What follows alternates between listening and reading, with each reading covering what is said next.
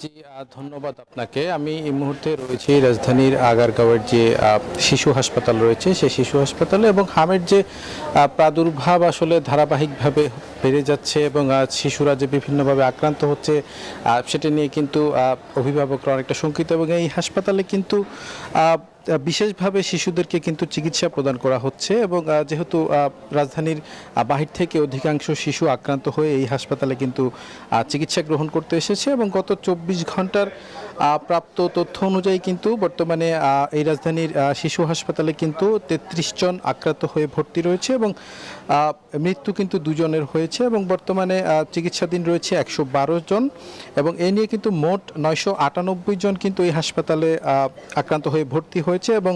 হাম এবং জটিলতায় সম্ভাব্য হামজনিত জটিলতায় কিন্তু 37 জন শিশুর কিন্তু মৃত্যু ঘটেছে। তো সব মিলিয়ে কিন্তু চিকিৎসকরা যেমনটি বলছেন যে হামে অতিরিক্ত শিশু যে আক্রান্ত হচ্ছে এটি কিন্তু অনেকটা তারা সবসময় বলছে যে সচেতনতা বৃদ্ধি করার জন্য এবং শিশুরা যেন সুরক্ষিত থাকে, পরিষ্কার পরিচ্ছন্নভাবে থাকে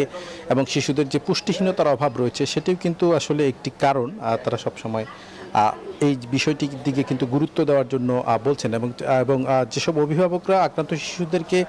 এই হাসপাতালে নিয়ে এসেছেন তারা যেমনটি বলছেন যে স্থানীয়ভাবে কিন্তু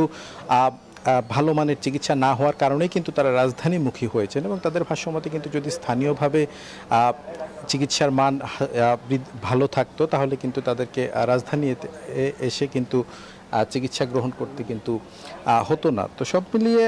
চিকিৎসা এখানে দেওয়া হচ্ছে। চিকিৎসকরা যেমনটি বলছেন যে তারা সর্বাত্মক প্রচেষ্টা চালাচ্ছেন। তো এই ছিল মোটামুটি আমার কাছে রাজধানীর আগারগাঁওয়ের শিশু হাসপাতাল থেকে সবশেষ সংবাদ।